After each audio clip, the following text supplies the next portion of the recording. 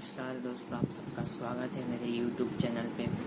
आप सबके व्यूज़ आपके आशीर्वाद के रूप में हमें रोज़ मिल रहे हैं और हमें इतनी खुशी है कि आज भी लोगों को अपने रिलीजन के बारे में जानने के लिए उत्सुकता है, इंस्पिरेशन प्राप्त करने के लिए, वीडियोस देखने के लिए इतनी उत्सुकता है। तो आज हम बात करेंगे राइटर ऑफ भगवद गीता। भगवद गीता सिर्फ एक कन्वर्जेशन था, एक अर्जुन और श्री कृष्ण के बीच में, कुरुक्षेत्र के युद्ध भूमि में। तो कन्वर्जेशन था, तो उस टाइम पे तो कोई लिखने वाला नहीं था और ये कन्वर्जेशन अर्जुन और भगवान के साथ हो रहा था, तो उसे नाम दिया गया भगवद गीता। यानी कि भगवान के मुख से निकले हुए शब्द जिनको गीत कहा गया, जब भगवान से निकला है तो गीत ही होगा। और वो स्वीट मधुर था, अमृत जैसा था, तो उसे गीत कहा गया। तो जिन्होंने भगवद गीता लिखी, फर्स्ट भगवद गीता इंडिया, भारत में, अपने देश में बहुत से लोगों ने उस टाइम की कंडीशन को देख के लिखी। हमारे पास बहुत सारी भगवद गीता अवेलेबल है, क्योंकि जब अलग अलग कंडीशन में भगवद गीता ही है जो हमें इंस्पिरेशन देती है। तो ये फर्स्ट भगवद गीता जिन्होंने लिखी, वेद व्यास।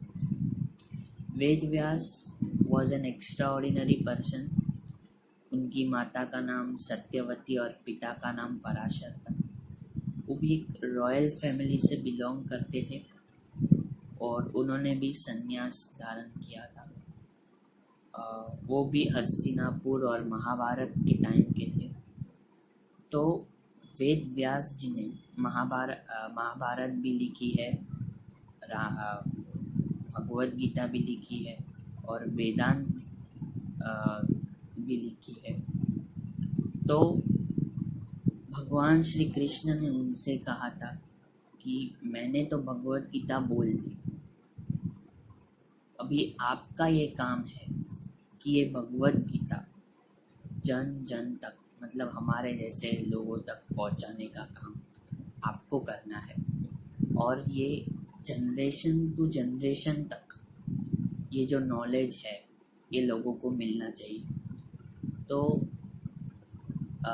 उन्होंने भगवद गीता लिखना चालू किया और साथ में उन्होंने महाभारत भी लिखा, ताकि लोगों को पता चल सके कि कैसे अधर्म पर धर्म की जीत हुई थी, सत्य जीता था और कैसे अधर्मी लोगों का नाश हुआ था। तो उन्होंने भगवद गीता लिखी और आज हमारे पास वो उपलब्ध है। तो वेद व्यास कौन है ये तो आपको पता ही होगा। मतलब एक महर्षि, एक साइंटिस्ट। हमारे जितने भी संत थे, ऋषि मुनि थे, वो सब साइंटिस्ट थे। और वेद व्यास जी ने भी, मतलब एक छोटी सी कहानी थी कि जहाँ पे अश्वत्थामा ने ब्रह्मास्त्र छोड़ा था। ब्रह्मास्त्र मतलब एटॉमिक बॉम्ब, एटॉम बॉम्ब। उस टाइम पे भी एटॉम बॉम्ब्स चलते थे, मतलब वो युग भी कितना एडवांस रहा होगा। तो उन्होंने पूरा का पूरा वो एटॉम बॉम्ब रोक लिया था, ब्रह्मास्त्र रोक लिया था। ऐसे वेद व्यास थे। और उन्होंने भगवद गीता लिखकर, महाभारत लिखकर, वेदांत लिखकर हम सबको पढ़ने के लिए अच्छी अच्छी बुक्स दी है। तो हम सब भी, हमें अपने हिस्ट्री पे, ग्लोरियस हिस्ट्री पे, अपने धर्म पे प्राउड फील होना चाहिए कि ऐसे महान महान लोग भी इंडिया में, भारत में होकर गए। और हमें पता नहीं, शुरू से ही ये पढ़ाया गया है कि इंडिया मतलब बैकवर्ड रीजन है, हम कुछ नहीं कर सकते, लोगों ने आके हम पर हुकूमत की, हम पर राज किए, ब्रिटिश आए, मुगल्स आए।